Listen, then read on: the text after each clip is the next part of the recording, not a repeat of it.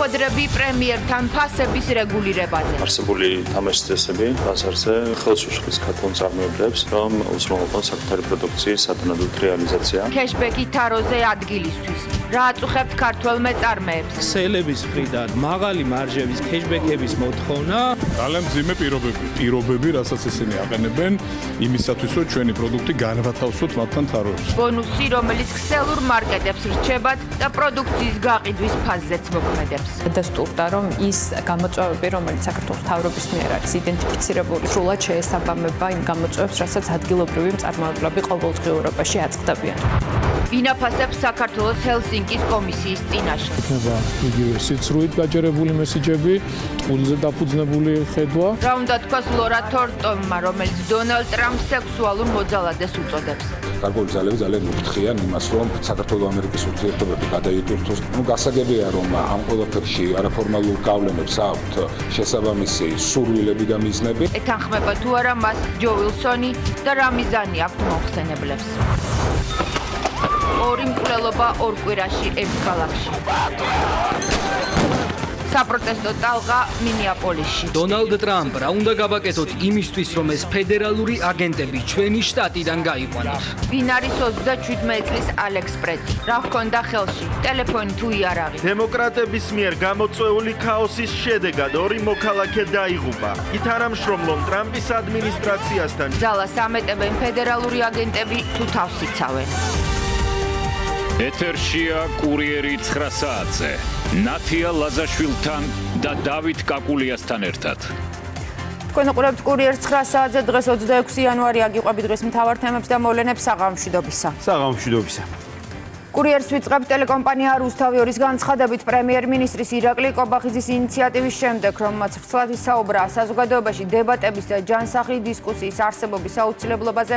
რუსთავიორი აცხადებს, რომ სრულად ეთანხმება პრემიერის პოზიციას და იზიარებს ამ პასუხისგებლობას. შესაბამისად, ვაცხადებთ მზაობას ჩვენი ეთერი გაიხსნას დისკუსიისთვის ჩვენს მიერ შერჩეული ფორმატის, თემატიკისა და განსხვავებული აზრის მქონე რესპონდენტების მონაწილეობით, რასთან დაკავშირებითაც დეტალურ ინფორმაციას უახლოეს დღეებში ვაცნობებთ საზოგადოებას. თემატური დისკუსიის სატელევიზიო სივრცეში დაბრუნების მთავარი არგუმენტია, რომ საზოგადოებას ინფორმირებული არჩევანის საშუალება ჰქონდეს და მოისმინოს იმ პოლიტიკური ჯგუფების არგუმენტები, რომელთაც ამბიცია აქვთ, რომ ხელისუფლებაში მოვიდნენ. ამისათვის საჭიროა საჯარო პლატფორმები, რომლებიც არა მხოლოდ ქართული რეალობიდან გაქრა, არამედ ტრენდი გახდა დასავლურ მედიაში, სადაც დებატების ადგილი დიდწილად ექსპერტებისა და პოლიტიკოსების მონოლოგებმა დაიკავა. ეს დასავლური დემოკრატიის კრიზისზე მიუთითებს და საზოგადოების პოლარიზაციას კიდევ უფრო ამწვავებს. პოლემიკა რისკიცაა, ვინ არის მზად ჩაერთოს ისეთ დებატებში, სადაც პოლიტიკური მოწინააღმდეგის განეიტრალება არგუმენტებით ხდება და არა შეურაცხყოფელი განცხადებებით, რომლებიც დისკუსიის ადგილს აღარ ტოვებს. ქეთი ზანთარაია განაგრძობს საუბარს თემაზე. საჯარო დებატების მნიშვნელობასთან დაკავშირებით რამდენიმე დღეა ჩვენ აქტიურად ვისმენთ პოლიტიკურ შეფასებებს. თქვენ უკვე ისაუბრეთ, თუმცა მაყურებელს კიდევ ერთხელ შევახსენებთ, როგორი არის ამ საკითხთან დაკავშირებით რუსთავიორის პოზიცია. ჩვენი ტელეკომპანია მზად არის გახსნას ეთერი დებატებისთვის არხის მიერ შერჩეული ფორმატის და თემატიკის შესაბამისად განსხვავებული აზრის მქონე პირების მონაწილეობით. ვიდრე ფორმატი განისაზღვრება, მანამდე ჩვენ დღეს კიდევ ერთხელ მოვისმინეთ თავად ამ ინიციატივის ავტორის შეფასება ამ საკითხთან დაკავშირებით პრემიერ-მინისტრის განცხადებით მმართველი პარტიისთვის მნიშვნელოვანი და მთავარი არის ის, რომ ეს დებატები იყოს სადისკუსიო ფორმატში და მას ჰქონდეს ჯანსაღი ფორმა. ჩვენი ერთადერთი პირობა არის ის, რომ ამ დებატებს უნდა ჰქონდეს ჯანსაღი ფორმა. საგნობრივი და თემატური დისკუსია პრემიერ-მინისტრის შეფასებით სწორედ ასეთია საჯარო დებატების ჯანსაღი ფორმა. მთავრობის მეთაური, რომელიც თავადაა პოლიტიკურ და საზოგადოებრივ ჯგუფებს შორის დებატების ინიციატივის ავტორი, აცხადებს, რომ ჯანსაღ პოლემიკას და დებატებს მზარდი პოლარიზაციის შემცირება შეუძლია. დებატების ერთ-ერთი მიზანი უნდა იყოს საზოგადოებისთვის სათანადო ინფორმაციის მიწოდება ყველა თემასთან დაკავშირებით. ეს დებატები უნდა იყოს საგნობრივი, უნდა იყოს თემატური. ჩვენ ასე წარმოგვიდგენია დისკუსიები, რომლებიც უნდა გაიმართოს საჯარო სივრცეში. მეც პირადად მზად ვარ, რა თქმა უნდა, ჩავერთო ასეთ დისკუსიებში. კიდევ ერთხელ ჩვენი ერთადერთი ამოცანა შედგეს ჯანსაღი დისკუსიები, ჯანსაღი დებატები. ეს არის ყველაზე ეფექტიანი გზა საქართველოში პოლარიზაციის მაქსიმალურად აძლევისთვის. მართლ პარტიაში აცხადებენ, რომ პრემიერის ინიციატივის მიზანი პირველ რიგში მოსახლეობის ინტერესის გათვალისწინებაა, რადგან ობიექტური რეალობის შესაფასებლად საზოგადოებას კონსტრუქციული პოლემიკა სჭირდება, თუმცა უკვე საუბრობენ იმაზეც, რომ ამ კრიტერიუმის დაკმაყოფილებას პოლიტიკური ექსტრემისტები ვერ შეძლებენ. ჩვენ და საზოგადოებას თავთავარია პოლიტიკურ ექსტრემისტებთან და ტერორისტებთან სასაუბრო არ გვაქვს. სადაც საუბარი გვაქვს არგუმენტების შეპირისპირებაზე, ფაქტების ჭიდილზე, აი ასეთ ფორმატზეა საუბარი უპირველეს ყოვლისა და ამ ფორმატში ჩვენი გუნდი ჩაერთვება ყველგან, სადაც სწორედ ამ ფორმატზე იქნება საუბარი და არა რა თქმა უნდა ლანძღვაგინებაზე. პრემიერის ინიციატივას ოპოზიცია ვერც ბოლომდე თანხმდება და ვერც ღიად უპირისპირდება. გამოსავალი ხელისუფლების ოპონენტების ნაწილმა საჯარო დებატებში წინა პირობების დაყენებაში დაინახა. იმისთვის რომ ქვეყანაში საჯარო დისკუსია დაბრუნდეს, დემოკრატია დაბრუნდეს, საჭიროა არჩევნები, სამართლიანი არჩევნები, საჭიროა რომ პოლიტიკოსები იყვნენ არა ციხეში, არამედ გარეთ, ველზე და ამ შემთხვევაში ყველაფერს ექნება აზრი. მთელი რიგი პოლიტიკური წინა პირობების დაკმაყოფილების შემთხვევაში დებატი არანაირ პრობლემას არ წარმოადგენს. ჩვენ ყოველთვის მზად ვართ. ისინი დავცეთ ბეჭებზე. ჩვენ არასდროს არ გავუგებთ დებატებს. რა თქმა უნდა, დებატები უნდა იყოს ობიექტური და უნდა იყოს მიზანმიმართული, იქიდან რომ ობიექტური რეალობა დავანახოთ ჩვენს მოქალაქეებს და საზოგადოებას. ქართულ ოცნებას არ აქვს მოლოდინი, რომ ოპონენტების უმრავლესობა რაციონალურ დისკუსიაში შესვლას მოახერხებს. საპარლამენტო გუნდის წარმომადგენლების ნაწილმა დღეს დააკონკრეტა ისიც, თუ რომელ პარტიებთან არაპირებენ დებატებს. ქართულ ოცნებაში აცხადებენ, რომ აუცილებელი კრიტერიუმი ჯანსაღ სადისკუსიო ფორმატთან ერთად მაღალი სტანდარტის მედია გარემოს უზრუნველყოფაა, რადგან სწორედ რადიკალურმა მედია სტანდარტმა შეუწყო ხელი ქვეყანაში წლების განმავლობაში საჯარო პოლემიკის შეზღუდვას. ჩვენ თუ გავიხსენებთ მედია სივრცის პოლარიზაცია, ნიკა გვარამიას და იმ რადიკალური ოპოზიციის დამსახურება, ვინც ყველაფერი გააკეთეს, რომ წარმოუდგენელი გამხდარიყო ჩვენს ოპონენტებთან მედია სივრცეში ერთად ყოფნა. მე პირადად მას შემდეგ, რაც ხელი მოვაწერე ამ პარტიების აკრძალვას და ამ პარტიების არც ერთ სუბიექტს არ მივიჩნევ არც ლეგიტიმურად და არც კონსტიტუციურ სუბიექტებად, ჩემი მხრიდან დებატებში მათთან მონაწილეობა იქნება მიუღებელი, მაგრამ ამ ყველა საერთო წესებზე, რა თქმა უნდა, ქართული ოცნება ერთიანად დაუბრუნდება საზოგადოებას. რაც შეეხება რადიკალებს, რა თქმა უნდა, ამ მიმართულებით მე ვხედავ პრობლემას, ვინაიდან წლების განმავლობაში ამ პოლიტიკური ჯგუფებისა, თუ შეიძლება მათ პოლიტიკური ჯგუფები უწოდოთ, მათი პოლიტიკური სალაპარაკო ენა იყო მხოლოდ და მხოლოდ იარლიყების პოლიტიკა. ამიტომ მე ვფიქრობ, რომ გაუჭირდებათ ამ დებატების ათვისება და დებატებში მონაწილეობა. პრემიერ-მინისტრის ინიციატივა მხოლოდ პოლიტიკურ ოპონენტებთან დებატებს არ გულისხმობს. სახელისუფლებო გუნდში აცხადებენ, რომ მზად არიან საჯარო დისკუსია ნებისმიერ საკითხზე საზოგადოების სხვადასხვა სფეროს წარმომადგენლებთან გამართონ. კიდევ ერთი პროცესი, რომელიც ირაკლი კობახიძის განცხადების შემდეგ დაიწყო პროდუქტების გაიაფების საკითხზე მთავრობა ბიზნესთან შეხვედრებს აგრძელებს. ამჯერად ადგილობრივი მწარმოებლები, რომლებიც მათი თქმით ყველაზე მეტად ზარალდებიან იმ წესებით, რომელთაც ბაზრის მსხვილი მოთამაშეები აწესებენ. ერთ-ერთი მთავარი პრობლემა ეგრეთ წოდებული კეშბექია, ანუ გადასახდელი თაროსთვის, რომელსაც სუპერმარკეტი პროდუქტის მწარმოებელს აკისრებს. ეს განსაკუთრებით მძიმეა მცირე მეწარმეებისთვის, რაც ფასს აძვირებს და ადგილობრივ წარმოებასაც აზიანებს. წილი თაროსთვის ასეთ შეიძლება ეწოდოს ბონუს, რომელსაც რითეილები თავისთვის იტოვებენ. თუ შევადარებთ საქართველოსა და ევროკავშირს, საქართველოში კეშბექი საშუალოდ 10-20%-ია, შესაძლოა 30%-ზეც ავიდეს. ევროკავშირში კი ეს რიცხვი 2-დან 10%-მდე მერყეობს. ამის გარდა პროცესის მკაცრი კანონიც არეგულირებს და კეშბექი დასაშვებია თუ მარკეტი მწარმოებელს რეალურ რეკლამას და კატალოგებს თავაზობს. იგრძელება მსგავს აქციებში იძულებითი ჩართვა და ამ მიზეზით ქსელიდან გაძევება. მწარმოებელს შეუძლია მიმართოს მარეგულირებულ ორგანოს, რომელიც როგორც წესი სადაო საკითხებს ადგილობრივი წარმოების სასარგებლოდ წყვეტს. არსებული თამაშის წესები ბაზარზე გარკვეულწილად ხელს უშლის ქართულ მწარმოებლებს, რომ უზრუნველყონ საკუთარი პროდუქციის სათანადოდ რეალიზაცია. ფასნამატების რეგულირების მიზნით სამთავრობო კომისია მუშაობას განაგრძობს. თავისუფალი ბიზნესი, რომელსაც ფასების დადგენის დროს მეტი სოციალური პასუხისმგებლობის განცდა ექნება. მთავრობის მეთაურმა საკუთარი ხედვა დღეს ადგილობრივ მწარმოებლებს გააცნო. ირაკლი კობახიძემ სამთავრობო კომისიის სამუშაო შეხვედრის ფარგლებში ბიზნესმენებს განუმარტა, რომ ქვეყანაში ფასების დასტაბილურებისა და შემცირების შესაძლებლობა არსებობს. პრემიერის აზრით, ფასწარმოქმნის ობიექტური შესწავლა და სავარაუდო კარტელების არსებობის შემთხვევაში სამართლებრივი რეაგირება მოქალაქეებს ცხოვრებას გაუიაფებს. მარკეტებში მთლიანობაში ფასნამატი საქართველოს საზღვრიდან თარომდე შეადგენს 86%-ს. აქ არ შედის არც ერთი გადასახადი, ესეც რომ დავაზუსტოთ, არც იმპორტის გადასახადი, არც დღგ. ეს არის სუფთა ფასნამატი, რაც წარმოიქმნება დისტრიბუციის დონეზე და შემდეგ უკვე ქსელბურ მარკეტებში. შესაბამისად მიგვაჩნია, რომ ეს ფასნამატი საკმაოდ მაღალია, ჩვენ ნახეთ მაგალითად საბითუმო და თაროს ფასებს შორის როგორია სხვაობა ევროპის ქვეყნებში, როგორც წესი 20-დან 30%-მდე მერყეობს ფასნამატი. აქედან გამომდინარე ვფიქრობთ, რომ სივრცე ფასების კლებისთვის არსებობს. მარკეტების დახლებზე პროდუქციის ფასი რომ კოლოსალურად იზრდება, ამას არც ადგილობრივი მწარმოებლები უარყოფენ. ბიზნესმენების თქმით, ფასნამატის დასტაბილურება ქსელური მარკეტების მხრიდან მიდგომების შეცვლასთან არის დაკავშირებული. ქართული პროდუქციის მწარმოებლები ბოლო 5 წლის განმავლობაში მარკეტების მხრიდან დაწესებული განთავსების საფასურის, ეგრეთ წოდებული ქეშბექის გაორმაგებაზე საუბრობენ. ამბობენ, რომ ამ მიდგომის კანონით დარეგულირება ბაზარს ქართული პროდუქციით გაამდიდრებს, რაც ფასებზე პოზიტიურად აისახება. მრავალმხრივარი რა ეს გიგანტები ვინც არიან, მსოფლიო გიგანტებს გულისხმობ, მათთან მოლაპარაკებები არის ერთი მნიშვნელოვანი გზა არის საბანკო სექტორი და კრედიტების გაიაფება, ასევე უფრო მიზანმიმართული სუბსიდიები, რასაც ჩვენი სოფლის განვითარების სააგენტო აკეთებს ისედაც. ქსელების მხრიდან მაღალი მარჟების ქეშბექების მოთხოვნა ჩვენთვის ქართველი მწარმოებლებისთვის არის ყველაზე დიდი ბარიერი, რომ მივაღწიოთ როგორც ფასის რეგულირებას, ასევე ზოგადად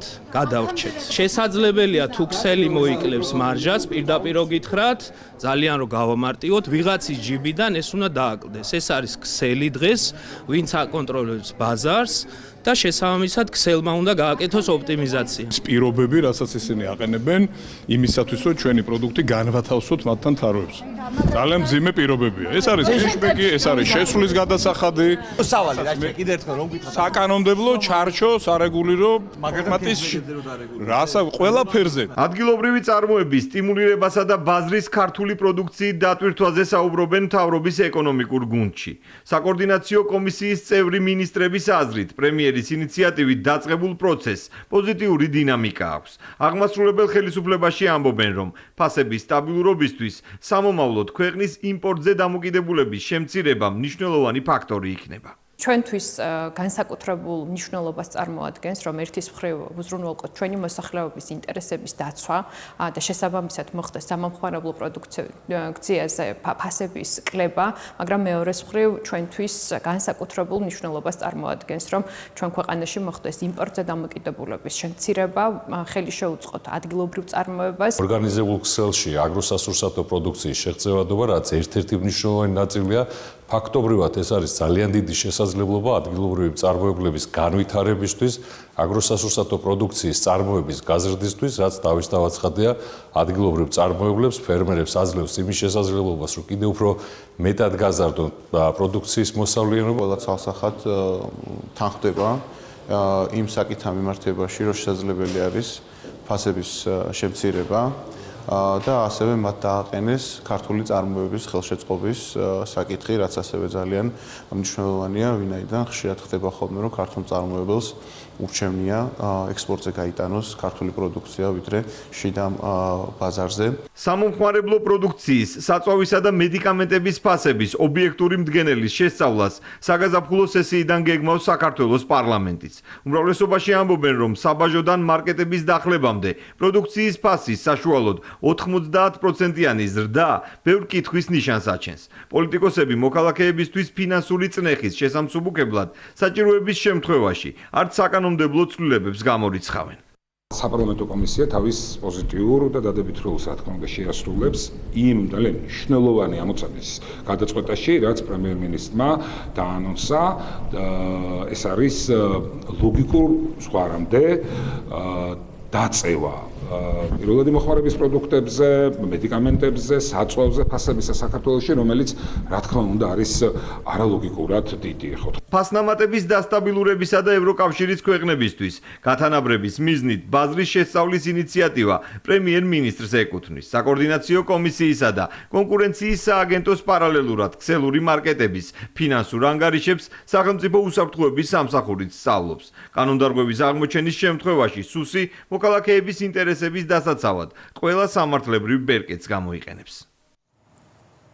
28 იანვარი ჰელსინკის კომისიამ საქართველოზე მორიგი მოსმენა ჩაანიშნა, სადაც მთავარი მომხსენებელი საქართველოსთვის კარგად ნაცნობი ლორა თორნტონია, რომელიც თბილისში წლების განმავლობაში ხელმძღვანელობდა NDI-ს, დღეს კი მაკეინის ინსტიტუტის გლობალური დემოკრატიის პროგრამის დირექტორის პოსტს იკავებს. უკვე ნათელია, რა განცხადებები გაკეთდება შეერთებული შტატების კონგრესში მოქმედი ევროპის უსაფრთხოებისა და თანამშრომლობის კომისიაზე, რომელსაც ჯო ვილსონი ხელმძღვანელობს, თუმცა აქ უფრო საინტერესოა ეთანხმება თუ არა ტრამპის მაქებარი რესპუბლიკელი კონგრესმენი თორნტონის იმ შეურაცხყოფელ განცხადებებს, რომლებშიც ის ამერიკის პრეზიდენტს გამოუპატიურებელ კრიმინალს დამნაშავეს და სექსუალურ მოძალადეს უწოდებს. თუ NDI-ის ყოფილი შეფის სუბიექტურია, მათ შორის მისი ქვეყნის პრეზიდენტის მიმართ შეიძლება თუ არა ის იყოს ობიექტური საქართველოს მიმართ, სადაც ის ნაკელის დაყრას ითხოვდა ყველა სამთავრობო შენობის წინ. ეს არ არის პირველი შემთხვევა, როდესაც კონგრესში საქართველოზე პოლიტიკურად ანგაჟირებულ და მიკერძოებულ სპიკერებს იწვევენ, როგორც ჩანს საქართველოს კრიტიკოსებს თეთრი სახლის დუმილიც კი აღიზიანებთ, ამიტომაც ჩანიშნეს ახალი მოსმენა ძველ აქციებზე. იმ მოვლენების ფონზე, რომლებიც ახლა ხდება შეერთებულ შტატებში და კერძოდ მინეაპოლისში, ჯო ვილსონის კომისია რეალობას კიდევ უფრო აცდენილია და აჩენს ეჭვს, რომ ის კონკრეტულ დავალებებს ასრულებს. ჩვენ ვიცით წინა ამ ხალხის წინა რეპერტუარიც და ამ სახეობების წინა გამოსვლებით. საქართველოზე თავდასხმის პოლიტიკური სცენარი თბილისისთვის არც ამჯერად იცვლება. საუბარია ჰელსინკის კომისიაში ჩანიშნულ მოსმენაზე, სადაც ქვეყანაში მიმდინარე მოვლენებზე კონგრესმენი ჯო ვილსონი და ლორა თორნტონი ისაუბრებენ. კარგად ცნობილი ადამიანები, ვისაც უკვე წლებია საქართველოზე პოლიტიკური იერიშები ქვეყნისთვის რეპუტაციული ზიანის მისაყენებლად მიაქვთ. მართლ პარტიაში დარწმუნებული არიან, რომ კომისია და მისი მომხსენებლები რეალური მიზნების დამალვას ვერც ამჯერად შეძლებენ და არც საერთაშორისო სამართლისა და ჰელსინკის აქტის დარღვევას მოერიდებიან. თავის დროზე ჰელსინკის კომისიები, რომ ყველგან სადაც შეიქმნა და მათ შორის ამერიკის შეერთებულ შტატებში შეიქმნა სწორედ იმიტომ, რომ პატივი ეცათ ჰელსინკის აქტისთვის. ანუ იმ 10 პრინციპისთვის, რაც ეფუძნება დღევანდელი საერთაშორისო სამართალი. მათ შორის საუბარია სუვერენიტეტის პატივისცემაზე, საუბარია სხვა საქმეების, შიდა საქმეებში ჩარევისგან თავშეკავებაზე. დღეს, რასაც აკეთებს ჰელსინკის კომისია, ამერიკის ჰელსინკის კომისია, სრულად არის გასული თავისი მანდატიდან. ჰელსინკის კომისიაში სხდომა ზუსტად 2 დღეში გაიმართება. მასპინძლის რანგში კომისიის თანათავმჯდომარე ჯო ვილსონი, მომხსენებელი კი ლორა თორნტონი იქნება. პირველი მეგობარი აქტის სახელით ცნობილი დოკუმენტისა და საქართველოს ხელისუფლებაზე ღია პოლიტიკური თავდასხმების ავტორია, მეორე კი მაკეინის ინსტიტუტის გლობალური დემოკრატიის პროგრამის დირექტორი, რომელიც ოპოზიციისა და აქტივისტების აქტიური მხარდამჭერია. მათ შორის ამავე მაკეინის ინსტიტუტის სტიპენდიანტი სალომე ზურაბიშვილის. თორნტონი წლების განმავლობაში ხელმძღვანელობდა NDI-ის ჯგუფს საქართველოშიც, ორგანიზაციას, რომლის საქმიანობაც ტრამპის ადმინისტრაციამ მტრულად მიიჩნია და დაფინანსებად შეუწყვიტა. თუმცა ამის მიუხედავად კონკრეტულ გამომცვლელებში პრობლემას ვერ ხედავს ქართული ოპოზიცია, სადაც ვილსონისა და თორნტონის ობიექტურობას კითხვის ნიშნის ქვეშაც არ აყენებენ. მე არ მიმაჩნია, რომ ეს ადამიანები რაღაცა სუბიექტური ფაქტორებით განპირობებულ პოზიციებს აფიქსირებენ ხოლმე, პირიქით ფაქტის კონსტატაციას ახდენენ ხოლმე იმ პროცესების, რაც ჩვენ ქვეყანაში მიმდინარეობს. ჩვენ რა თქმა უნდა მოველით ძალიან კრიტიკულ და ობიექტურ განხილვას ყველა იმ მიმდინარე მოვლენისა, რაც საქართველოში ვითარდება. საპირისპირო მოლოდინი აქვს სახელისუფლებო გუნდს, უმრავლესობაში ვილსონისა და თორნტონის პოლიტიკური იერიშები და საქართველოს შიდა საქმეებში ჩარევის მცდელობები დღეს კიდევ ერთხელ გაიხსენეს.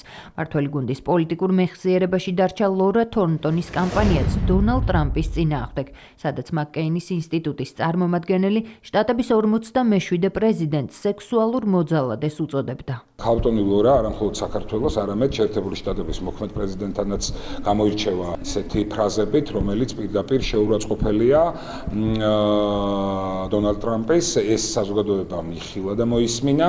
დღეს რჩება ის შტაბ-ჭრილება, რომ გარკვეული ძალები ძალიან უფრთხიან იმას, რომ საქართველო-ამერიკის ურთიერთობები გადაიტვირთოს და ყველაფერი კეთდება იმისთვის, რომ ეს არ მოხდეს. რაღაც განსხვავებულს არაფერს არ ველოდები, იქნება იგივე სიცრუით გაჯერებული მესიჯები, ტყუილზე დაფუძნებული ხედვა და მცდელობა იმისა, რომ საერთაშორისო საზოგადოება შეიყვანონ შეცდომასი.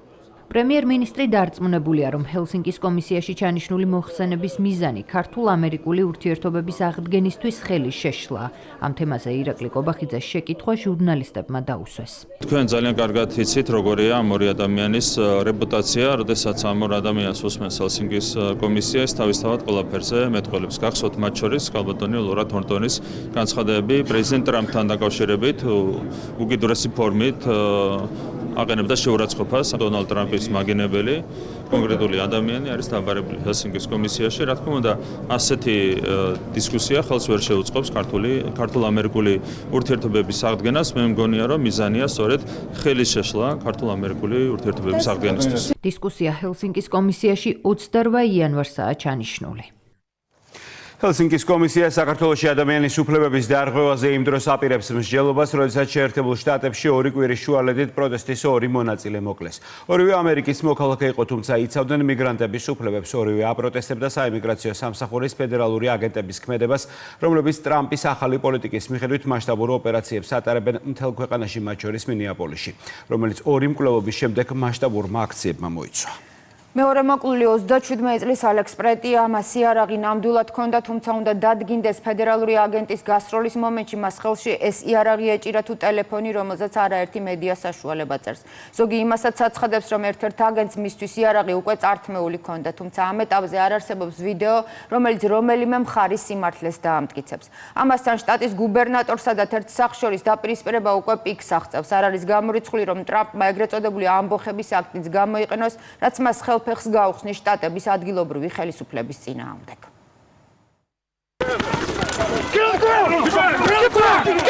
ანტისაიმიგრაციო რეიდები უიტერის რაიონში გამთენიისას დაიწყო. ქუჩაში შეიარაღებული ძალოვანების გამოჩენას ადგილობრივების პროტესტი მოჰყვა. აქციის მონაწილეებს შორის იყო ალექს პრეტი, რომელიც საიმიგრაციო და საბაჟო სამსახურის ოფიცრების ქმედებებს საკუთარი მობილური ტელეფონით იღებდა და სხვადასხვა საპროტესტო შეძახილებსაც სკანდირებდა.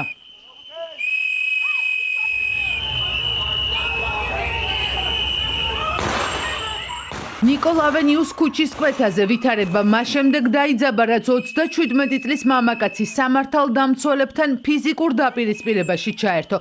ძალოვანებმა მისი განეიტრალება სცადეს. სახეში ჯერ ქიმიური ნივთიერება შეასხეს, შემდეგ კი ძირს დააგდეს.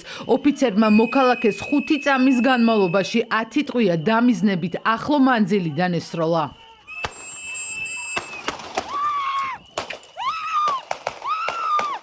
მან წინააღმდეგობის გაწევა სცადა და პირდაპირ ესროლეს. აი ასე, იქვე მოკლეს, უიარაღო იყო, არაფერი არ ჰქონია. უბრალოდ ქუჩაში მიდიოდა.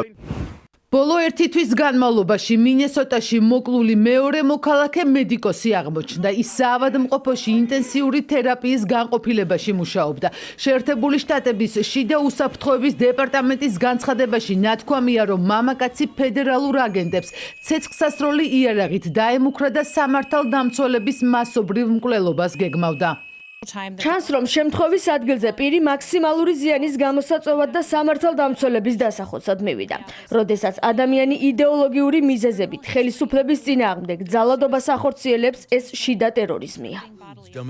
სამართალდამცავი ოფიცრის საქმიანობის ხელის შეშლა ან მასზე თავდასხმა კანონის დარღვევაა და ასეთ ქმედებებს დაკავება მოჰყვება. მკვლელობის ოფიციალურ ვერსიაში, რომელიც სახელმწიფო უსაფრთხოების სამსახურმა გაავრცელა, არ არის მითითებული, რომ მოკლუს ინციდენტის დროს ხელში მობილური ტელეფონი ეჭირა და არა ცეცხლსასროლი იარაღი. მედიის ინფორმაციით, ფაქტი მინესოტას შტატში სამართალდამცველების, ადგილობრივი ხელისუფლების წარმომადგენლების და მოსახლეობის ნაწილის პროტესტის მიზეზი გახდა. უკვე 2 მინესოტელი დავკარგეთ. ჩემი კითხვა ასეთია: რა არის გეგმა დონალდ ტრამპ? რა უნდა გავაკეთოთ იმისთვის, რომ ეს ფედერალური აგენტები ჩვენი შტატიდან გავიდნენ? თქვენ გეგონათ, რომ შიში, ძალადობა და ქაოსი დაგვაშინებდა. აშკარაა, რომ სათანადოდ ვერ შეაფასეთ ამ შტატისა და ქვეყნის ხალხი. შტატის ხელისუფლებას მიმართა ამერიკის პრეზიდენტმა დონალდ ტრამპი მინეაპოლისის ოპოზიციონერ მერს და მინესოტას დემოკრატ გუბერნატორს მოუწოდებს უარი თქვენ ფედერალური მთავრობისთვის წინააღმდეგობის გაწევაზე. იუსტიციის დეპარტამენტმა კი ორივე მაღალჩინოსნის წინააღმდეგ გამოძიება დაიწყო. ცნობილია, რომ ტრამპის ანტისაიმიგრაციო პოლიტიკის ოპონენტები ფედერალური საიმიგრაციო აგენტების ხელის შეშლის მიზნით შეთქმულების მოწყობაში არიან ეჭვმიტანილები. 4 წლიანი მმართველობის განმავლობაში თაღლითი ჯო ბაიდენისა და დემოკრატების წარუმატებელი ლიდერობის დროს ჩვენს ქვეყანაში ათობით მილიონი არალეგალი უცხოელი კრიმინალი შემოვიდა.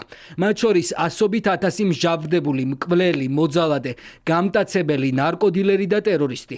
რესპუბლიკელების მიერ მართულ ქალაქებსა და შტატებში ეს ოპერაციები მშვიდობიანად და შეუფერხებლად მიმდინარეობს, რადგან ადგილობრივ სამართალდამცავ ორგანოებს უფლება აქვთ ითანამშრომლონ თავიანთ ფედერალურ კოლეგებთან.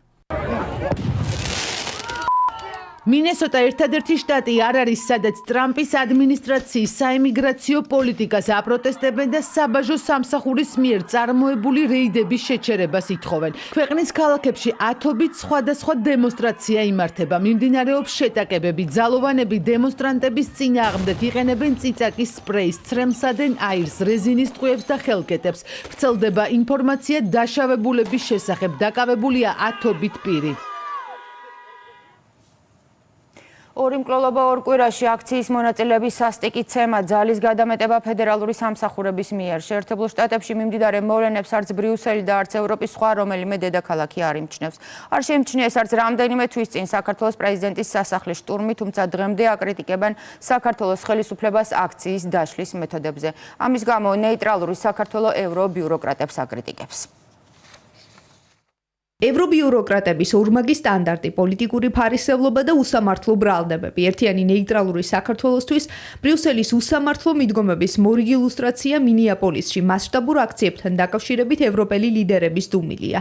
ვატო შაქარიშვილის თქმით, იმის მიუხედავად, რომ ამერიკის შეერთებულ შტატებში აქციის დროს ძალოვანებმა უკვე მეორე ადამიანი მოკლეს, ევროპულ ინსტიტუტებს ამ ფაქტზე შეფასებითი განცხადებაც არ გაუკეთებიათ. ეს მაშინ, როცა საქართველოში მიმდინარე პროტესტის დროს ევრობიუროკრატები მყისიერად რეაგირებდნენ.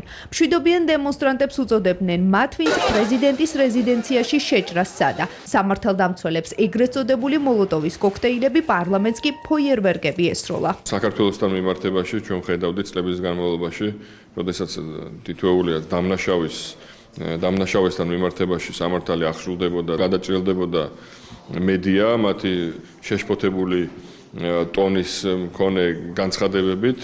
ამ ფონზე კი ვხედავთ, რომ მასშტაბურ ძალადობაზე, რომელიც უკვე დღეებია მიმდინარეობს მინეაპოლისის შტატში, მინეაპოლისში, თუნდაც შეფასებითი განცხადება არ მოგვისმენია ჩვენ ევრობიუროკრატების თუ ცალკეული სახელმწიფოების ლიდერების მხრიდან. ევროპული მედია, საერთაშორისო მედია ვხედავთ, როგორ ფარავს, როგორ აშუქებს მინეაპოლისში მიმდინარე მოვლენებს, მაშინ როდესაც პარალელურ რეჟიმში ჩვენ ვნახეთ BBC, რომელიც გამოყენებული იქნა პროპაგანდისტული იარაღად, პირდაპირ მოლოტოვის კოქტეილებს ესროდნენ სამართალდამცავებს, ასევე ადმინისტრაციულ შენობებს და მათი მაღალპროფესიონალური და ასევე ჰუმანური მოქმედებების შედეგად მოხერხდა ამ უდიდესი მასშტაბის რისკების თავიდან აცილებამ მსხვერპლის გარეშე. ბრიუსელის მიმართ ოპოზიციის პოზიცია უცვლელია. ხელისუფლების ოპონენტები ვერც ურმაგ სტანდარტს და ვერც უსამართლო მიდგომას ვერ ხედავენ. ნეიტრალურ საქართველოს იქნებოდა სხვა პოლიტიკური პარტიები და განსაკუთრებით ხელისუფლება უნდა ზრუნავდეს ჩვენი საგარეო პოლიტიკური ვექტორის დაზიანებული ურთიერთობების ჩვენს სტრატეგიულ პარტნიორებთან ამ სტრატეგიული ურთიერთობის აღდგენაზე. კარგი იქნება თუ ეროვნულ პრობლემების და ეროვნული პრობლემების მოგვარებაზე ვიფიქრებთ და აი ესე ფარისევლურად არ ვისაუბრებთ ამერიკაში არსებულ პრობლემებს. ის რაც სხვა ქვეყნისთვის დასაშვებია, საქართველოსთვის დემოკრატიის დეფიციტად ფასდება. ეს მიდგომა მართველი გუნდისთვის ახალი არ არის. ქართულ ოცნებაში ამბობენ, რომ ხშირად უცხო ქვეყნის ლიდერები საქართველოს აკრიტიკებენ, მათ ქვეყანაში არსებულ პოლიტიკურ რეალობაზე კი თვალს ხუჭავენ. სახელისუფლებო გუნდის წარმომადგენლები აქციების დროს ქართველი სამართალდამცველების პროფესიონალიზმზეც საუბრობენ. საფრანგეთში მწვანე ჟილეტიან თუ ხუთელ ჟილეტიანთან მოძრაობა რო იყო, დიდი ხნის განმავლობაში გრძელდებოდა, ხო? აი მათი დაშლის დროსაც კი, როდესაც ისინი არც პრეზიდენტის სასახლეში შეჭრილან, არც პარლამენტისთვის ცეცხლი არ გაუჩენიათ საფრანგეთში, მსხვერპლი იყო და აი ასეთი ადამიანები ჩვენ რაღაცებს გთხოვდნენ, როდესაც თვითონ არ იცავდნენ ამ სტანდარტებს. პირველ რიგში აქ უნდა ითქვას ამერიკის შეერთებული შტატების იმ პოლიტიკოსებზე და იმ პოლიტიკურ ჯგუფებზე, რომლებიც საქართველოს დემოკრატიის ხარისხს უწუნებენ.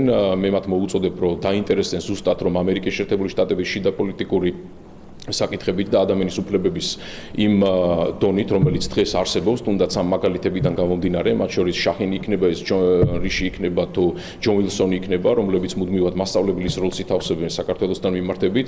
ევრობიუროკრატების მხრიდან უარგუმენტო ბრალდებებსა და უსაფუძვლო განცხადებებზე დღეს პრემიერ-მინისტრმა ისაუბრა. ირაკლი კობახიძის თქმით, კონკრეტული ევრობიუროკრატები ძალადობრივი აქციების დროს ქართულ სამართალდამცველებს უსამართლოდ აკრიტიკებდნენ და ცილს წამებდნენ. გახსოვთ, რომ თავის დროს ევროპული ბიუროკრატია გამოირჩეოდა საგანგებო განცხადებებით საქართველოში განვითარებულ მოვლენებთან დაკავშირებით, არაფერს ამბობდნენ იმ ძალადობრივ აქციებზე, რომლებიც ინუსტრებდა ამ მოვლენებს და გახსოვთ, რომ უსამართლოდ ადანაშაულებდნენ ჩვენ სამართალდამცავებს კონკრეტულ ფაქტებთან დაკავშირებით.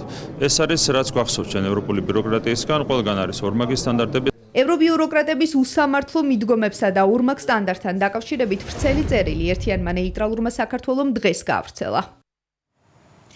ვინ მართავს ევრობიუროკრატიას და რატომ დაიწყო დაპირისპირება ბრიუსელის პირველ პირებს შორის? ევროკავშირსა და ევროკომისიაში არსებულ განხეთქილებაზე გავლენიანი გამოცემა პოლიტიკოსთან თავად ევროკრატები ალაპარაკდნენ. პოლიტიკოსი საკუთარ წყაროებზე დაყრდნობით წერს, რომ ევროკომისიის პრეზიდენტსა და ევროკავშირის უმაღლეს წარმომადგენელს შორის ურთიერთობა უკიდურესად დაიძაბა, მეტიც კაია კალასი ურსულა ფონ დერ ლაიენს დიქტატორს უწოდებს.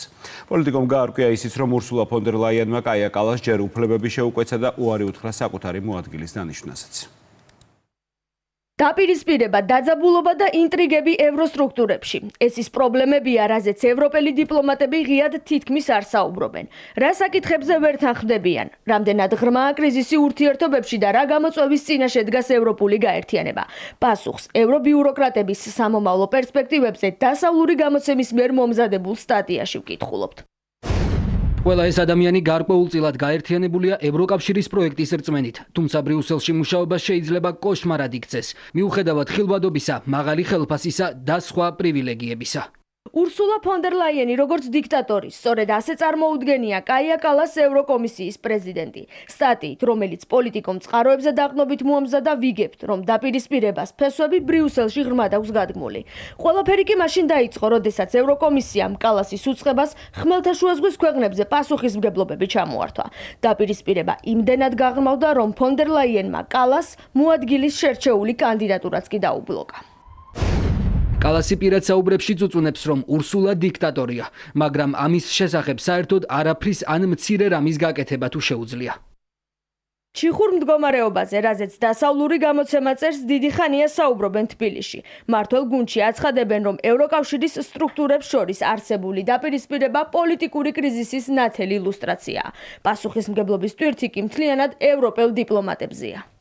ჩვენ წლების განმავლობაში ვამბობდით, რომ ევროკავშირი არის ცუდ მდგომარეობაში, ევროკავშირში არის პოლიტიკური კრიზისი და რეალურად დღეს ევროკავშირის ერთ-ერთი მთავარი და სერიოზული გამოწვევა გახლავთ ის, რომ ევროკავშირს არ ყავს სერიოზული ლიდერები, რომლებიც აიღებენ პოლიტიკურ პასუხისმგებლობას იმ უგუნურ და მცდარ პოლიტიკაზე, რომელიც დღეს რეალურად ევროკავშირი ჩიხში შეიყვანა. ევროგაერთიანებაში არსებულ კრიზისს განსხვავებული აზრის არსებობით ხსნის ქართული ოპოზიცია. მმართველი გუნდის ოპონენტებს მიაჩნიათ, რომ ბრიუსელში მიმდინარე პროცესი ჯანსაღი კონკურენციის ნაწილია. ჩვენ როცა ვსაუბრობთ დემოკრატიულ სამყაროზე, ადამიანებს აქვს სხვადასხვა აზრი, ხა არ ვიცი, ხა ინსაიდერული ინფორმაციები, მაგრამ ზედაპირზეც არის ხოლმე, რომ ადამიანებს შეიძლება განსხვავებული აზრი ჰქონდეთ, განსხვავებული პოლიტიკოსებისგან, პოლიტიკური ჯგუფებისგან და პარტიებისგან შედგება ევროპული გაერთიანება, ევროპარლამენტი, ევროკომისია. ცალკეული ევრობიუროკრატების მხრიდან კულუარული ინფორმაციის საჯაროდ გამოტანა არ უკვით მმართველ გუნდში.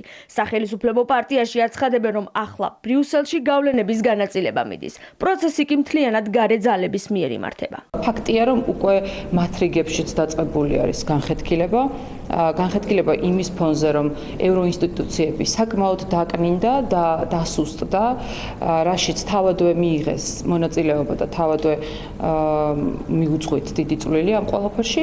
ახლა დასუსტებული ინსტიტუციების შიგნით პოლიტიკოსები და ბიუროკრატები უკვე ერთმანეთს ებრძვიან. არც თუ ისე კაია კალასი და კიდევ სხვა ჩინოვნიკები ერთმანეთთან ვერ იყოფენ იმ გავლენებს, რომელიც თითქოს მათ ჰქონდათ ევროპაზე, სინამდვილეში ძალიან კარგად ვიცით ჩვენ რომ ისინი უბრალოდ მარიონეტები არიან და მათ უკან თქვენი ძალები პრაქტიკულად მართავენ ამ ადამიანებს, ამ სხვანაირად ვერ აიხსნება ის ანტიევროპული პოლიტიკა, რომელსაც ეს ადამიანები აწარმოებენ. დასავლურმა გამოცემამ სტატია ევროსტრუქტურებში 5 ყველაზე გავლენიან პოზიციაზე მოამზადა. პოლიტიკოს სტატიებში წყაროებზე დაყრდნობით ბრიუსელის პოლიტიკური კულუარებია განხილული.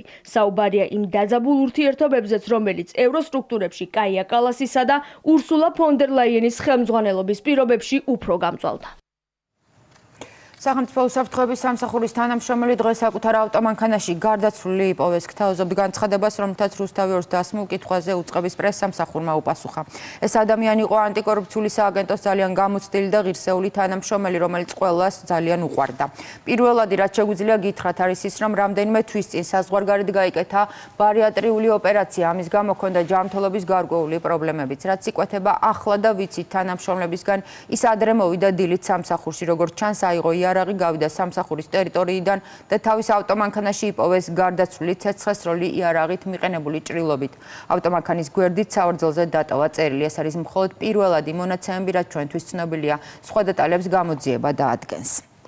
განცხადება გაავრცელა პროკურატურამაც უწყების განმარტებით ფაქტზე თბილისის პროკურატურის საგამოძიებო სამმართველომ გამოძიება სისხლის სამართლის კოდექსის 115 მუხლი დაიწყო, რაც თვითმკვლელობამდე მიყვანას გულისხმობს პროკურატურის ინფორმაციაში, ასევე ნათქვამია, რომ ამოღებულია ცეცხლსასროლი იარაღი, რომელიც გარდაცვლილს თან ჰქონდა. მიმდინარეობს გადაუდებელი საგამოძიებო მოქმედებები. სახელმწიფო უსაფრთხოების სამსახურმა მომხდართან დაკავშირებით ოფიციალური განცხადებაც გაავრცელა. უწყებამ მწუხარებას გამოთქვავს ანტიკორუფციული სააგენტოს უფროსი ინსპექტორი სიმონ წაქაძის გარდაცვალების გამო და სამძიმარს უცხადებს მის ოჯახს, ახლობლებსა და კოლეგებს. აცხადებს, რომ გარკვეული პირების მხრიდან ვრცელდება სპეკულაციური განცხადებები და მოუწოდებს ყველას თავი შეიკავონ მანიპულაციური განცხადებებისგან. კიდევ ერთხელ ღრმა მწუხარებას გამოვთქვამთ ჩვენი თანამშრომლის ანტიკორუფციული სააგენტოს უფროსი ინსპექტორის სიმონ წაქაძის გარდაცვალების გამო და სამძიმარს უცხადებთ მის ოჯახს, ახლობლებსა და კოლეგებს. მისი გარდაცვალება უდიდესი ტრაგედია და დანაკლისია ჩვენთვის. სიმონ წაქაძე 2015 წლიდან მუშაობდა ჩვენ სამსახურში და იყო ღირსეული, გამოცდილი თანამშრომელი, რომელიც გამოირჩეოდა საქმისადმი ერთგულებითა და მაღალი პროფესიონალიზმით. უმძიმეს ფაქტთან დაკავშირებით გარკვეული პირების მხრიდან ვრცელდება სპეკულაციური განცხადებები, რაც კიდევ უფრო ამძიმებს გარდაცვლილის ოჯახის, მეგობრებისა და კოლეგების ტკივილს. უმორჩილესად ვთხოვთ ყველას, თავი შეიკავონ მანიპულაციური განცხადებებისგან და პატივისცენ გარდაცვლილის ხსოვნას. სამსახური, რომელიც ქვეყნის ეკონომიკური დანაშაულისგან დაცვის პირველი ხაზია, ქართველი მებაჟე ოფიცრები მსოფლიო საბაჟო ორგანიზაციის წევრ 190 ქვეყანასთან ერთად საბაჟო საერთაშორისო დღეს აღნიშნავენ. სახმელეთო, საჰაერო და საზღვაო ტვირთების კონტროლი, თანამედროვე ელექტრონული სისტემების გამოყენება და კომპიუტერიზებული სისტემის დანერგვა, რომელიც თავსებადია ევროკავშირის საბაჟო სისტემასთან. ეს მხოლოდ ნაწილია იმისა, რაც ქართულმა მებაჟეებმა წლების განმავლობაში გააკეთეს იმისთვის, რომ საბაჟო კონვენციის მინიმუმ 39 ქვეყანაში ტვირთების შეუფერხებელი გადაადგილება უზრუნველყო. დღეს, როდესაც მსოფლიო სავაჭრო გზების გადაფასების პროცესია, ჩვენი ქვეყანა რეგიონული სტაბილურობისა და ლოგისტიკის ცენტრად ღალიბდება. ექსპორტ-იმპორტის მზარდი მაჩვენებლების პარალელურად საბაჟო სფეროში მიმდინარე რეფორმები და სახელმწიფოებრივი პასუხისმგებლობა. პრემიერ-მინისტრმა საბაჟო საერთაშორისო დღისადმი მიძღვნილ ღონისძიებაზე თქვა, რომ საქართველოში ევროკავშირთან თავსებადი კომპიუტერიზებული სატრანზიტო სისტემა წარმატებით დაინერგა. ირაკლი კობახიძის განცხადებით, რეფორმა ევროკავშირსა და კონვენციის წევრ 39 ქვეყანაში ტვირთების შეუფერხებელ გადაადგილებას უზრუნველყოფს. პრემიერი ამბობს, რომ საბაჟო ადმინისტრაცია მკაცრ კონტროლს ახორციელებს, რათა სანქციების გვერდის ავლისთვის ქვეყნის ტერიტორიის გამოყენება სრულად გამოირიცხოს. საქართველოს გეოპოლიტიკური მდებარეობა, ევროპისა და აზიის გზაჯვარედინზე ჩვენს ქვეყანას ბუნებრივ კარიბჭედ აქცევს. საქართველოს საიმედო დასაყრდენია ზღვაზე გასასვლელი სამქონე 7 სახელმწიფოსთვის, რომლებსაც გლობალურ სავაჭრო მარშრუტებზე წვდომას საქართველოს თავაზობს. ჩვენი მიზანია საქართველოს ჩამოყალიბდეს მრავალფუნქციურ რეგიონულ ჰაბად, რაც კეთილდღეობას მოუტანს ყველას, ჩვენს მოქალაქეებსაც და ჩვენს პარტნიორებსაც. ეს სტრატეგია ეფუძნება მასშტაბურ ინფრასტრუქტურულ პროექტებს, აღმოსავლეთ-დასავლეთის შქაროსნული მაგისტრალი, ბაქო-თბილისი-ყარსის რკინიგზა, შრალი პორტები და ანაკლიის ღრმაწყლოვანი პორტის პროექტი ემსახურება საქართველოს როლის გაძლიერებას შუა დერეფანში. საქართველოში წარმატებით დაინერგა ევროკავშირთან თავსებადი კომპიუტერიზებული სატრანზიტო სისტემა. ამასთანავე აზიის განვითარების ბანკის ხარდაჭერით აქტიურად მიმდინარეობს მუშაობა აზერბაიჯანსა და სომხეთთან ერთობლივი საბაჟო გამშვები პუნქტების პროექტებზე, რაც რეგიონული თანამშრომლობის საუკეთესო მაგალითია. თანამედროვე საბაჟო სისტემაზე, როგორც ქვეყნის ეკონომიკური სტაბილურობის და უსაფრთხოების მთავარ საფუძველზე ისაუბრა ფინანსთა მინისტრმა. ლაშა ხუციშვილის განცხადებით, უწყებაში გატარებულმა წარმატებულმა რეფორმებმა საქართველოს მყარი ეკონომიკური განვითარება შეუნარჩუნა. გასულ წელს გადაჭარბებით შესრულდა როგორც სახელმწიფო, ისევე ნაერთი ბიუჯეტის შემოსავლების ნაწილი. ამ პროგრესის მიღწევა შეუძლებელი იქნებოდა საბაჟოს გამართული მუშაობის გარეშე. საბაჟო დიდი ხანი აღარ არის მხოლოდ ტვირთების აღრიცხვის და იმპორტის გადასახადის ადმინისტრირების ორგანო. მისი როლი მრავალმხრივია და პირდაპირ უკავშირდება ეკონომიკის განვითარებას და ჩვენი მოქალაქეობის კეთილდღეობას. შემოსავლების სამსახურის მებაჟე ოფიცრებმა პროფესიული დღე მსოფლიოს საბაჟო ორგანიზაციის 180-ზე მეტ წევრ ადმინისტრაციასთან ერთად აღნიშნეს. ღონისძიებაზე მთავარი აქცენტები ქვეყნის განვითარების პროცესში მებაჟეების როლზე გაკეთდა. სწორედ ერთობლივი თანამშრომლობით არის მიღწევადი ყველა ის შედეგი, რომელიც ყველა იმ პრობლემის დაძლევა, რომელიც დღეს ჩვენი ქვეყნის და ჩვენი სახელმწიფოს წინაშე დგას.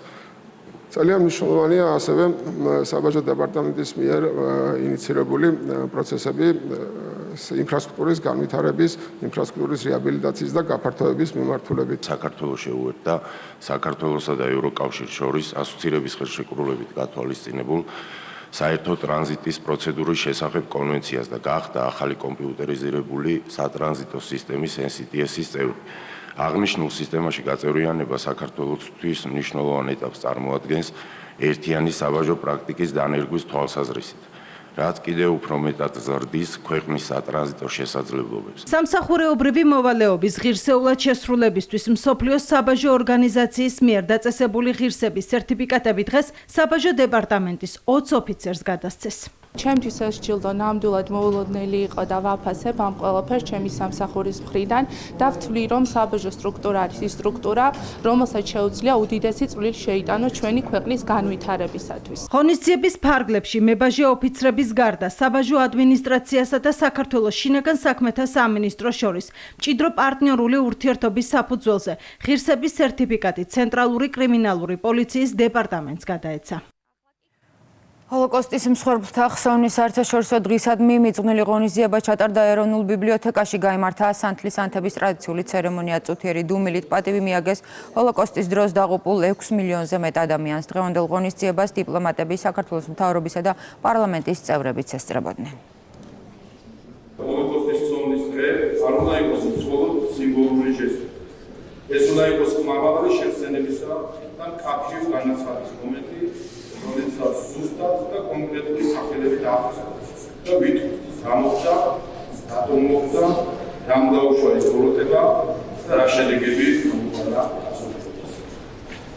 წარსულის მოგზე ლაპარაკი მნიშვნელოვანია დღესაც, რადგანაც ნახავთ, ხედავთ ბევრი მოვლენას, რომლებიც გვახსენებს იმ ეპოქას, როდესაც ამ პარტნიორებამ სიძულვილმა ძალმომღრეობა, შურისძიება და განსხვავებული დემონიზება წარმოშვა მთელი ერის განახორციელების მეთოდური დახოცილი მანქანა, რომლის შესაძლებლობაც ზღვას მსხვილი დაიწყეს. ამ ბოროტების დამარცხებაში მნიშვნელოვანი იყო ქართველთა წვლილი. ჩვენ ვამაყობთ არამხოლოდ იმ გამარჯვებას, რომელიც ფაშიზმის დამარცხება მოიტანა, არამედ ვამაყობთ ჩვენი ეროვნული ცნობიერებას, რომელიც იწყნარებს განსხვავებას, მასპინძლობს ყველანაირ სტუმრს, თანამგზნობას იჩენს დაჩაგვის მიზნით.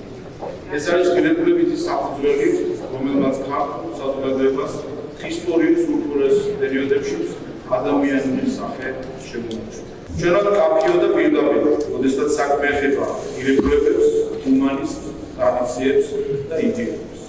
ჩვენ ამაზე ვლაპარაკობთ ქვეყნის შიგნითაც და ამასვე მოვუწოდებთ ქვეყნის გარეთ ყველგან, სადაც გულისხმობს ხეთს. უნდა გვახსოვდეს, რომ სწორედ სიჩუმე, საყოველთაო და დუმილი იყო მთავარი წინაპირობა, რამაც ჰოლოკოსტი შესაძლებელი გახადა. ჰოლოკოსტი არის ცივილიზებული სამყაროსთვის უდიდესი ტრაგედია, რომელიც ნამდვილად უნდა ახსოვდეს ყველა ქვეყანას და ყველა ახალგაზრდას უნდა მოუყვეთ რამხელა ტრაგედია დატრიალდა ადამიანების ხელით. იმისთვის რომ არასდროს განმეორდეს ეს უბედურება და ნამდვილად სამყარო უფრო უკეთესი, სიყვარულით სავსე, სიკეთით სავსე და ადამიანებისთვის სიკეთის მომტანი უნდა იყოს. დღევანდელი დღე ჩვენთვის განსაკუთრებით ემოციურია. ვიხსენებთ იმ 6 მილიონ ადამიანს, რომელიც ჰოლოკოსტმა იმსხვერპლა.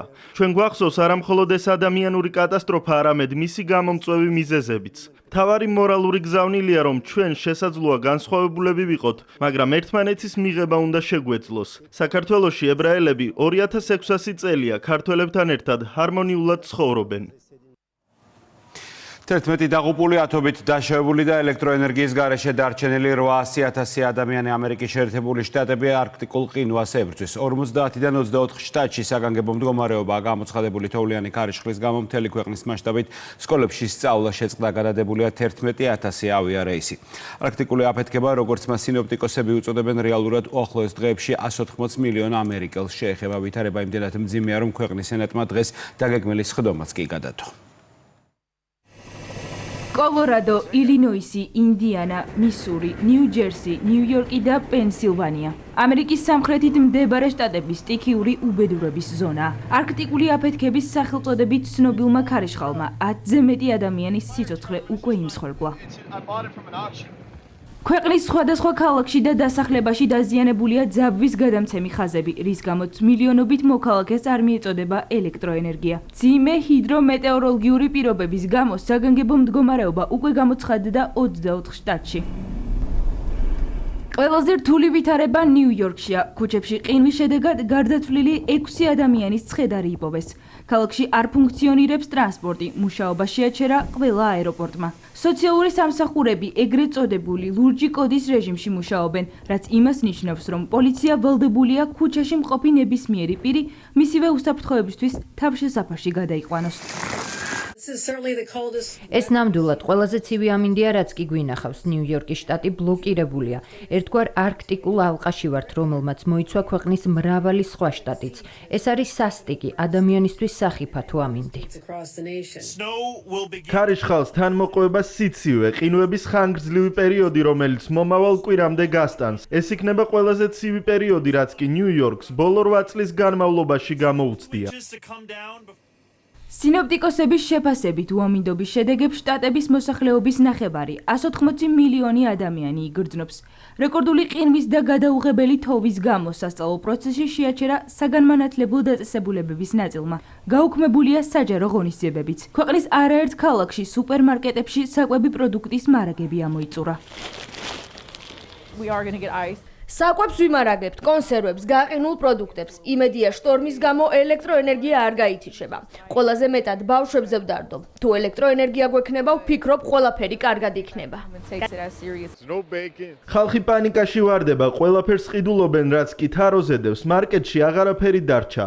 საბედნიეროდ, სახლში საკვები უკვე მაქვს. არქტიკული ქარიშხლის გამო შტატების მასშტაბით უკვე გადაიდო 14,000 ავიარეისი. მედიის შეფასებით, ავიამიმოსვლის ამგვარი მასშტაბური შეფერხება COVID-19 პანდემიის შემდეგ უპრეცედენტოა. არქტიკული ციკლონის გამო რთული ვითარებაა საქალაქთაშორისო გზებზეც. ამერიკის ჩრდილოეთით და ცენტრალურ ნაწილში მდებარე შტატების დამაკავშირებელ ზოგიერთ მაგისტრალზე მოძრაობა მხოლოდ სპეციალური ტექნიკისთვისაა დასაშვები. -20 გრადუსია, ქუჩაში ფეხით მოსიარულეებს, ტრანსპორტს, წყალს და საკვებს ვთავაზობ. ამ რთულ დროს აუცილებელია ხალხი ერთმანეთს დაეხმაროს. ეს ძველი მანქანა ამაში კარგად გამომადგა. სინოპტიკოსების ინფორმაციით ამერიკის შეერთებულ შტატებში უამინდობა მიმდინარე კვირასაც გაგრძელდება, რის შემდეგაც სპეციალისტები ძლიერი ყინვების, წვიმების და ძლიერი ქარის რეკორდულად ხანგრძლივ პერიოდს პროგნოზირებენ. გამოფენა, რომელსაც მსოფლიოს სხვადასხვა ქვეყნიდან 550-ზე მეტი კომპანია და 23,000-ზე მეტი ვიზიტორი სტუმრობს. საქართველოს ნიუ-იორკში ყურადღების ცენტრია. ქვეყნის ცნობადობის გაზრდის მასშტაბური კამპანია გრძელდება. ნიუ-იორკის გამოფენა კი ქართული კომპანიებისთვის არა მხოლოდ ახალი კავშირების და ბიზნეს შეხვედრების ადგილი, არამედ კულტურული მისიაცაა. ნიუ-იორკის ტურისტულმა გამოფენამ კიდევ ერთხელ აჩვენა, რომ უცხოელ მოგზაურებს გარდა კულტურული მემკვიდრეობისა საქართველოში ისიც მოსწონთ, რომ რამდენიმე საათში შეიძლება მთისა და ზღვის სანაპირო ზოლის მონახულება. შეერთებულ შტატებში საქართველოს ცნობადობის გასაზრდელად დაგეგმილია ქვეყანაში ინფლუენსერებისა და ბლოგერების ჩამოყვანაც. უგემრიელესი ქართული სამზარეულო საუკეთესოდ აღწერს ქართულ კულტურას. მრავალფეროვანი გასტრონომია, ღვინის 8000-წლიანი კულტურა. საქართველოს ნიუ-იორკის ყველაზე მასშტაბურ გამოფენაზე ეცნობიან. ეროვნული სტენდი დამთვალიერებლების განსაკუთრებული ყურადღების ცენტრში მოექცა. უცხოელ ტუროპერატორებს საშუალება ჰქონდათ ინფორმაცია ქვეყნის ტურისტული პროდუქტების, სათავგადასავლო მიმართულებებისა და კურორტების შესახებ ადგილზე მიეღოთ. მოგზაურები ეძებენ ავთენტურ და ნამდვილ გამოცდილებებს. საქართველოს განსაკუთრებულობა სწორედ ამაშია. დღეს აღმოვაჩინე, რომ თქვენს ქვეყანაში მოგზაურობით ძალიან მრავალფეროვანი გამოცდილება შეიძლება მიიღო. მთებიდან ზღვის სანაპირომდე. და ეს ყველაფერი ერთ ქვეყანაში, სადაც ერთი ბოლოდან მეორემდე გადაადგილებას მხოლოდ 8 საათი სჭირდება. საქართველოში რამდენჯერმე ვარ ნამყოფი და აღტაცებული დავრჩი თქვენი ქვეყნის სილამაზით. საოცარი ბუნება, ფანტასტიკური საკვები და არაჩვეულებრივი ატმოსფერო, განსაკუთრებით ქვეყნის ისტორიული გარემოს გათვალისწინებით. ამერიკის ტურისტულ ბაზარზე საქართველოს ცნობადობის გაზრდის მიზნით შეხვედრები ტურიზმის ეროვნულ ადმინისტრაციასა და საერთაშორისო PR და ავიაკომპანიებს, პლატფორმებსა და მედია ორგანიზაციებს შორის გაიმართა. გამოფენის პარალელურად ტურიზმის ეროვნული ადმინისტრაცია სამოგზაურო მედია ფორუმზე წარდგა. კერძო სექტორის ხელშეწყობის მიზნით ქართულ კომპანიებსა და მათ პოტენციურ პარტნიორებს შორის B2B ფორმატში შეხვედრები გაიმართა. შეხვედრები გამართეთ ისეთ უმნიშვნელოვანეს და უმსხვილეს პლატფორმებთან, როგორიცაა New York Times, Bloomberg, Forbes, National Geographic. განსაკუთრებით მინდა აღვნიშნო, რომ ამერიკაში და ამერიკულ ბაზარზე უკვე საკმაოდ ეფექტურად არსებობს საქართველოს მიმართ და ჩვენი ტურისტული პროდუქტების მიმართ ცნობადობა. შესაბამისად, ვიმედოვნებთ, რომ მეტი და მეტი ტურისტი გვეყოლება მიმდინარე წლის მანძილზე. შეხვედრები გვქონდა ტურიზმის სფეროს, ბიზნეს სექტორის წარმომადგენლებთან, რაც გვიტოვებს სასიამოვნო მოლოდინს, რომ მივიღებთ ბევრ სტუმარს. თავაზობთ ისტორიულ, კულტურულ, სათავგადასავლო, სპა, გასტრო და ღვინის ტურიზმს. ტურიზმის ეროვნული ადმინისტრაციის ხელმძღვანელმა საქართველოში საერთაშორისო მედიის წარმომადგენლების, ინფლუენსერებისა და ბლოგერებისთვის გაცნობიტი ტურების ჩატარების საკითხები განიხილა. ღონისძიებას ნიუ-იორკში საქართველოს გენერალური კონსულის ესწრებოდა. ეს არის ნიუ-იორკში ყველაზე მასშტაბური ტურისტული გამოფენა, რომელსაც ყოველწლიურად 10,000-ობით ვიზიტორი სტუმრობს და ეს ხელს უწყობს ჩვენი ქვეყნის პოპულარიზაციას საქართველოს მონაწილეობა ამ ტიპის გამოფენაში. ვცდილობთ, რომ მეტი კავშირი დავამყაროთ ამერიკულ ტურისტულ კომპანიებთან, რა თქმა უნდა, საერთაშორისო მედიასთან. სამომავლოდ საქართველოს გაშუქებაზე ვისაუბრებთ, რომ მთელ მსოფლიოს, კერძოდ ამერიკაში, მოვუყვეთ საქართველოს შესახებ. გამოფენაზე მსოფლიოს სხვადასხვა ქვეყნის 550-ზე მეტი კომპანია და ორგანიზაცია მონაწილეობს. ვიზიტორთა რაოდენობა კი 23,000-ს საჯარბებს. ასე იყო დღევანდელი დღე 26 იანვარი და კურიერი 9 საათზე. რამდენიმე წუთში რუსთავი 2 ეთერს ქართული მხატვრული ფილმი რაც გინახავს ვეღარ ნახავ განაგზავს. ჩვენ კი დღეს ამ თვალსაჩინო მუშაობას, ხოლმე გემშვიდობით ნახვამდის. ნახვამდის.